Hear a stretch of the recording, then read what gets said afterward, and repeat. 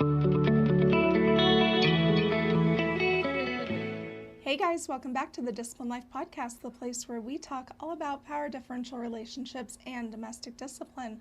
I'm Aria, and this is my husband, Coda. Hello, everyone.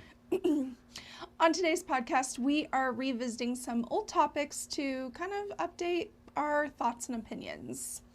And I hope you guys like me because I have been going back this week listening to our old podcasts, and it's hard to listen to yourself, especially those very first episodes. We were still getting in the swing of things, and The first few episodes even of a TV show are hard to watch sometimes. we have been thinking a lot about some of the very first topics that we have done, and we wanted to kind of go back this week and talk about consent and safe words and kind of combine those topics together to kind of update our thoughts and opinions on those subjects. So, Have my opinions changed on the subject? A little bit.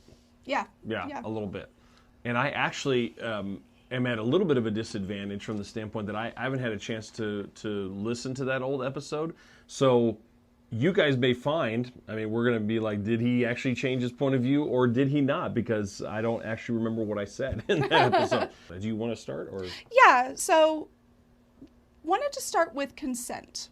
Just for anyone who hasn't watched those old episodes, please don't, just use this. Just use this one. Ignore the first episode. Let's just go through, first of all, what is consent and what does consent cover? So basically, consent is just a word that means that we all agree. We all agree to what's happening, and we all get to have some level of choice in what's happening. And what does consent cover? So that is kind of where I feel like that's the first thing that we maybe left out of that conversation, because listening to that old episode, I don't think that we've changed a lot of our opinions. It's just more of we need to add to that conversation. And so when we were first talking about this, we talked about the need to talk about every aspect of your relationship. And I feel like that might be a misrepresentation of where we hold the role of consent now. Consent really does cover all areas, but you do need to talk about and kind of agree where the parameters are in certain areas. Here's where I have changed my opinion on consent quite a bit, because I used to think as the submissive partner, you can basically give consent and revoke consent in all areas. I've come to really hold the perspective that the head of household is responsible for his household. He's responsible for his wife. And therefore, he gets a lot more choice of where his authority lies. There shouldn't be necessarily an area of the home, an area of responsibility that he doesn't feel empowered to have leadership. That I would agree with you. I think that's where I've changed a lot, and where before it was kind of we didn't explicitly talk about that, therefore. Yeah, and it was always asking. I really think that started to cause issues in our relationship. I was always saying, I know we kind of have covered this in a different area, but I think I need to make sure I have consent over here. And he would say, that's almost the exact same thing, or that's something we already covered. You don't need to ask consent for that. Some submissive partners can take consent and weaponize it to assert authority where they really shouldn't have authority in their relationship. And so this idea of, you need to make sure that you, especially as the submissive partner, are not weaponizing your consent and really setting boundaries where they need to be set, but also giving the authority and the ability to choose within the relationship to the head of household. You should never use your consent to get out of consequences. Because when you set up a domestic discipline relationship, you are consenting to the use of consequences. You are, that is part of the relationship structure. That is part of, what differentiates domestic discipline from other traditional relationship structures or even modern relationship structures. And so you have to understand that you can set parameters around what is and is not an acceptable consequence to you based on your unique perspective and life circumstances and the things that may or may not be beneficial to you in your relationship. But you should never use your consent to get out of consequences. For instance, there are some rules and tasks that I would prefer to not have a consequence for. However, that's not really my call. Really, what are those? No, I'm just kidding. No, but you're right. Right. Yeah. And so I can't say like, oh, this rule or this task is off the table, because Coda, as the head of the household, he is responsible for my entire well-being. He's responsible for the well-being of our entire household. Everything, like the Lion King says, everything the light touches is our kingdom. Everything. That's a good analogy. I like that. But everything within our relationship, everything within our household is Coda's kingdom. It's his responsibility. And so he has authority in those areas, even if I don't like it.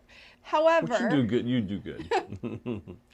However, there is the concept of informed consent and blanket consent, and those are kind of two dichotomies. Informed consent is basically making sure that both people have enough information about what is and is not acceptable, and what is and is not acceptable is going to really be based on what values your relationship holds, what values you as a couple hold, and really the boundaries within that. How your relationship works, right? That's what I was going to say is how your relationship works. That's going to depend. And I know we've said this on a ton of podcasts, but it's always good to reiterate. That is going to look different for every single domestic discipline relationship. So there may be some areas of your relationship in that area where it looks very similar to Aria and I's relationship, but there may be some areas where you're like, this is totally different than theirs. That's okay. That's important. And so what that looked like for us was in the very beginning, kind of talking through what punishments are and are not acceptable, because the vast majority of couples that I've talked to use spanking as a primary punishment within their relationships, and I think that that's very common. But there are other common and not so common consequences and punishments that a couple can use, and you need to be able to establish what is and is not okay, and then talk about like what that looks like. And so for us, we use spanking primarily as punishment. Right. But I wanted to establish like those limits. That does influence the implements that we choose. Yes. I can tell you as the head of household, when I'm giving punishment, it doesn't necessarily mean I'm going to be more lenient, but I'm very cognizant of trying to make sure that that I don't cross the line, even by accident. Because sometimes that can happen. I put a lot of care in making sure that when giving a punishment in any of those things, that it never goes beyond what we have tried to establish. And so when we were establishing informed consent, I was like, here is the information you need to know where my limits of consent go. Because if I had communicated that and you disregarded that, that would be another conversation. That would be another issue. We talked about the parameters of boundaries within the consequences. We also talked about perimeters and boundaries within the implements that we choose.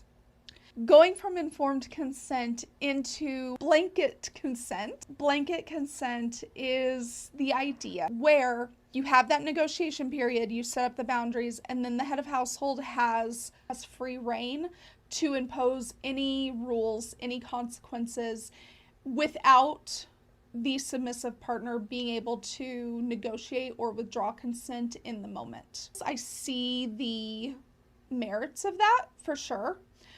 I definitely see the potential pitfalls of that as well. So you just have to be really careful if that's the route you plan to go, but I don't think it's wrong. No, I wasn't going to say that either. No, it just may be a little tricky. It's a little harder to navigate. Right. However, for more established couples that have a foundation of trust and love and respect for one another, that blanket consent can be the way to go. I think that's where we're headed, and that's where I want to be. That's where I want to go.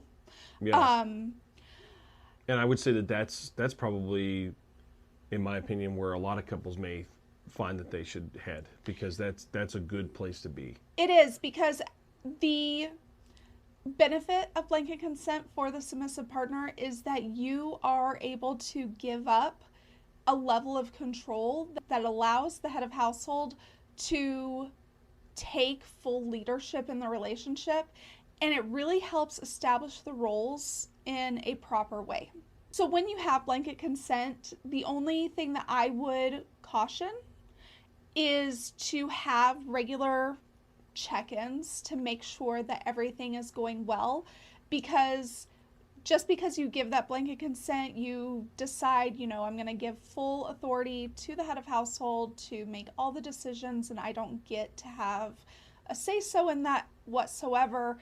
You need to be able to make sure that everyone in the relationship, especially as a head of household, you need to make sure that your submissive partner is still having a level of fulfillment from the relationship, that they feel taken care of, that they feel joyful and satisfied in how the relationship is progressing. Because at the end of the day, these are your relationships, not just a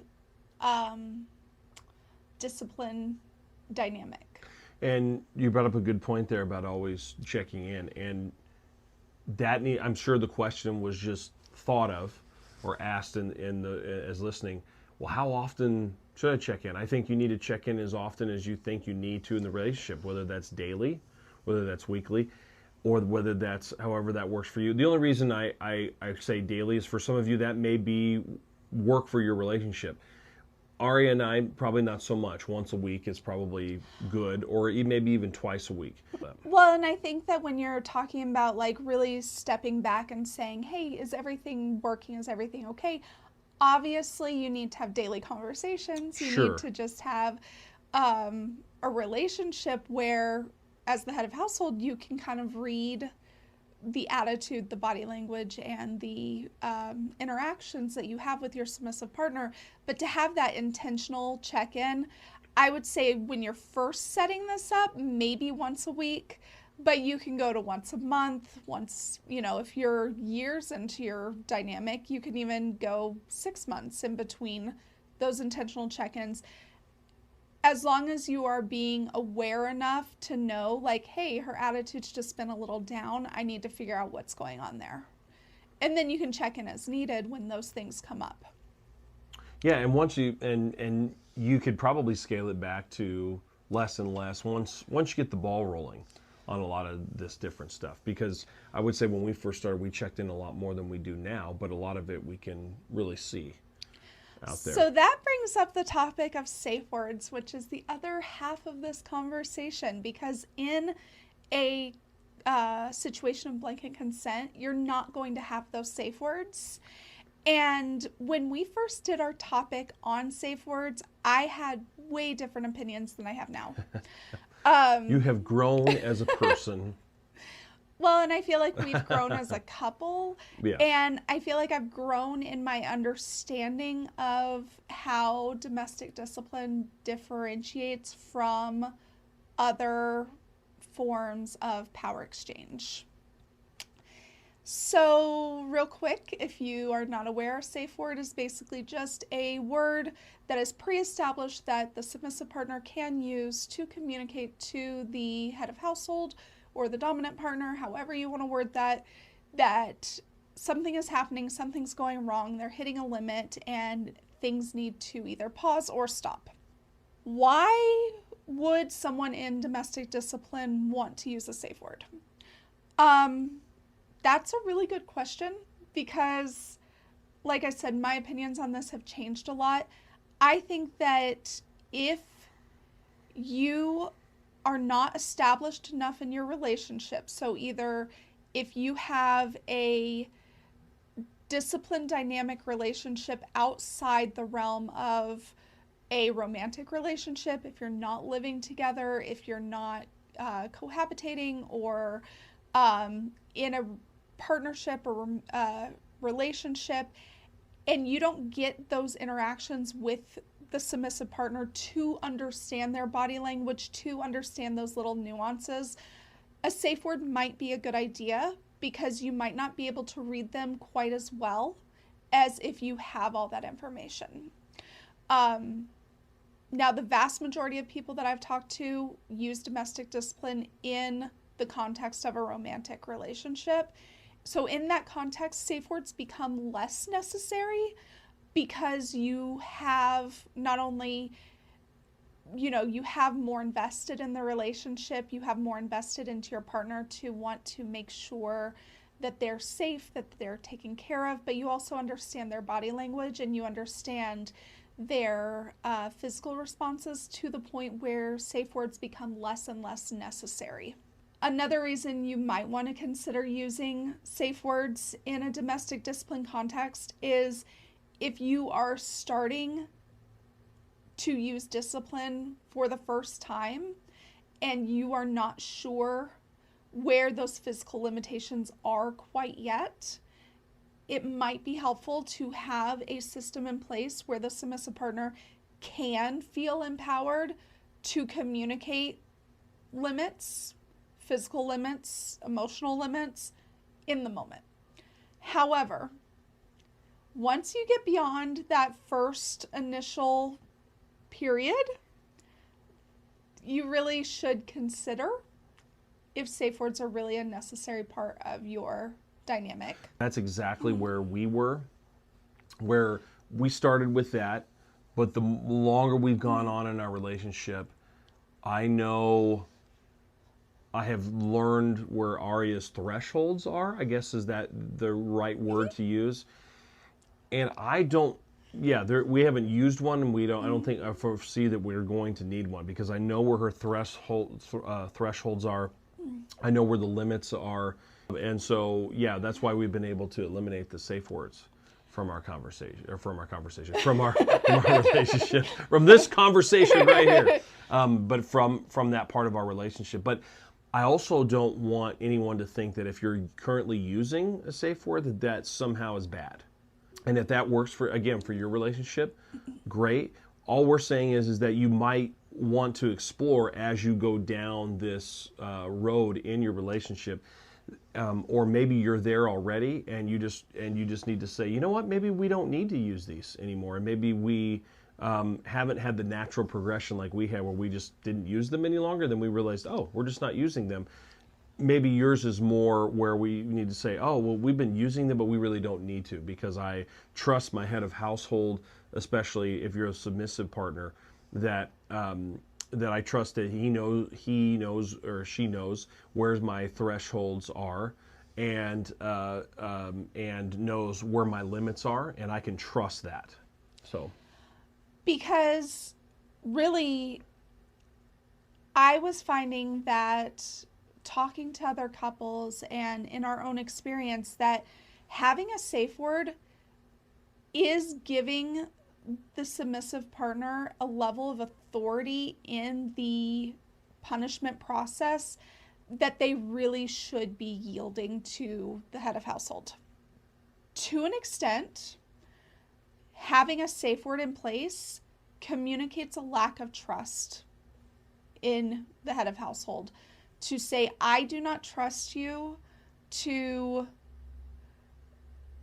be fair in discipline. I do not trust you to be aware of my body language. I do not trust you to respect my limits and boundaries.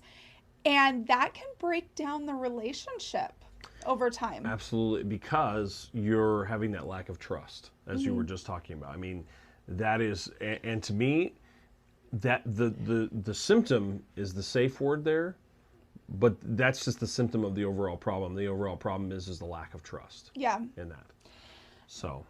That is not to say that there should not be some form of system for the submissive partner to be able to communicate a true emergency situation. Absolutely. You know, a break in case of emergency type of situation where... Sorry, I just pictured breaking the glass with a paddle.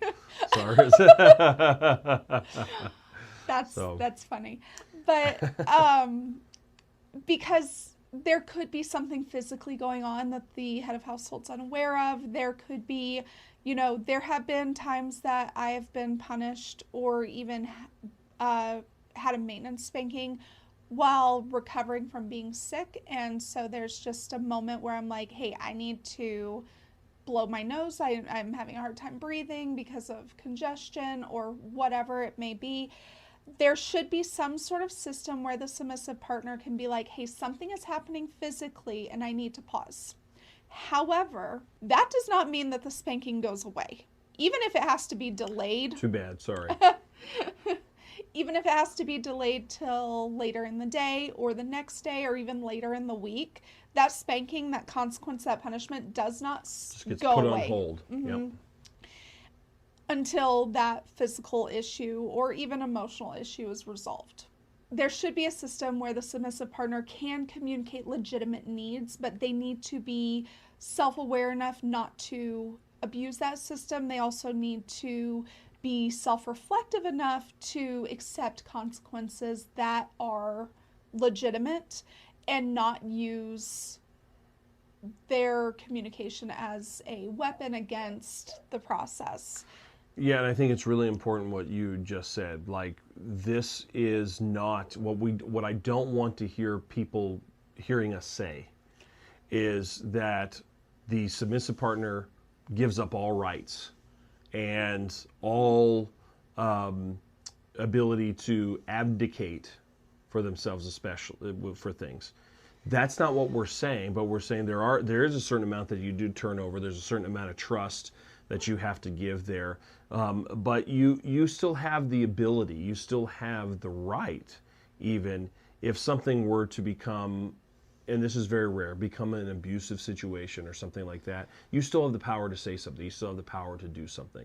But what you don't want to have happen is what Aria is getting at in some of these key areas is communicate, I don't trust you well enough, or I don't believe in what your role is enough to give you this type of control and hand that over to them. And also, the head of household really does need to be in tune with the submissive partner's body language. Yes. Be in tune with what's going on with them, you know. And by the way, that's not easy. That takes time. And Aria will tell you, I've gotten a lot better than I have in the past.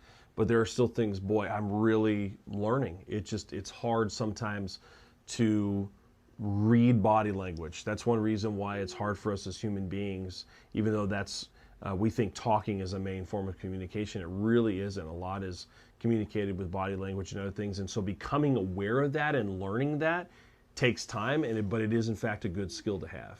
If you get pretty good at reading the submissive partner's body language and you understand what's going on with them, you will not be blindsided when they say, hold up, something's going on here. Yes. You'll kind of, because there are times where a more severe spanking is warranted for an infraction, and they might be having a very hard time, but you go into that knowing, like, hey, they might speak up and say something. How am I going to navigate that? Because I do want this spanking to be more severe. I do want this to be on the limit of their tolerance so that the message is received. And so if you are more aware of what's going on with them, then you will be understanding when they speak up, when they communicate, and you can kind of have a plan of how to navigate through that. Another area to kind of consider in this conversation of safe words and how to navigate safe words and not using safe words and what that looks like is if the submissive partner, you've decided that we're going to have blanket consent, we're not going to use safe words, but the submissive partner can still communicate those in case of emergency, legitimate reasons to take a pause. If the submissive partner starts to abuse that system and starts to be like, whoa, wait a minute, something's going on, but nothing's really going on, they just needed a little break, or they just wanted to kind of have some say-so on the pacing or on how things are going, how do you handle that? Because you do want to communicate that that's not acceptable, right? If a submissive partner is getting into the habit of every single punishment, trying to communicate the need for something, but it's just, I'm having a hard time, or I don't want to do this, and they're trying to kind of take over how the punishment is being delivered, you want to discourage that without discouraging legitimate communication, because I think that the temptation would be to, I'm not going to listen. Like if they get into this habit of like crying wolf, well, I'm just not going to listen, I'm going to proceed. Well, what happens when something legitimate does happen? There's obviously something that you need to go further into depth about why this is happening, and then you need to be very just upfront and honest with your partner and say, look, this is not okay. The point of being able to communicate when a legitimate need comes up is sometimes things slip through the cracks. No, that's true. So a lot of it, again, this just all goes back to communication and really talking with one another and checking in a lot to make sure that when you get into these moments of punishment and things like that, that you're not running into a lot of hiccups with this. Because I would say, like, if you have a submissive partner that is always pausing, number one, talk about it. Obviously, talk about how that communicates a lack of trust.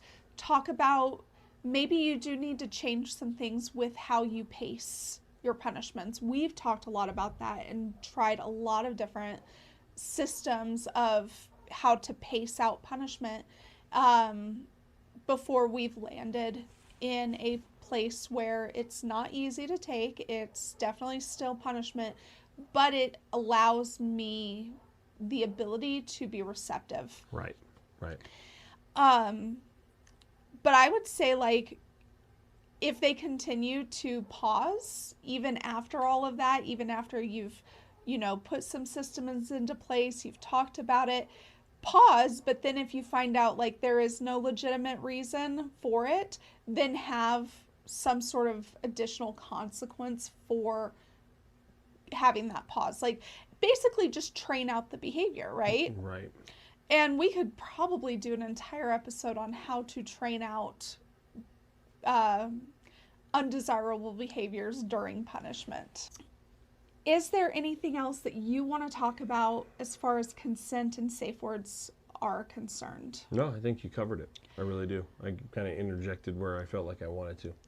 So I feel like I drove this conversation quite a bit, but that's just because I had the base knowledge of yeah, what we had talked about but before. Also I think it's good that they heard more from the submissive partner in this relationship, because as the head of household, I think I have just a few things to say. That's why I interjected.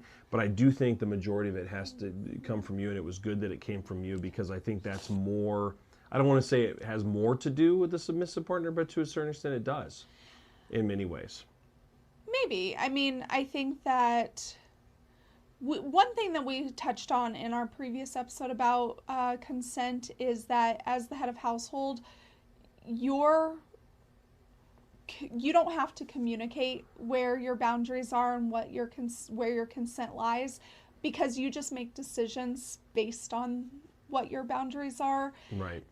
But as a submissive partner, you really do have to figure out a way to communicate those boundaries. And again, if something is happening in your relationship that doesn't set right, that's not relationship building, that's not building you up, and helping you achieve the goals of the relationship structure, then you have to communicate. There's no way around it. Because without that information, your head of household can't make decisions and changes. I've always said I'm not a mind reader. I haven't got that skill yet, so communication is important.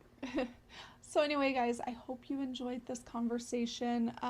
Like I said, consent was something that we pretty much still agree with everything. I think that we just needed to add our thoughts on the concept of the blanket consent. And we just, again, we needed to update it because when we first did that episode, we were still very young in this, and when we still consider ourselves kind of young in this, but we've grown a little bit. Yeah. And we wanted to share that growth with you, and if you have kind of grown the way we have, to say, hey, we're with you, we're growing where you're at. So. But my ideas and thoughts on safe words have changed so much that I may even archive the old episode because it does not align with the first archive. It does not align with where we are now and what our opinions are on the subject now. And so, obviously this podcast is always going to be a picture of where we are now, not a year from now, but we can always go back and change our mind. That's right. Anyway, guys, if you want to get the podcast in its video form, as well as other bonus content, please consider joining our Patreon. The link to that is down below. And as always, thanks for listening, and subscribe if you are not already. Bye. Bye.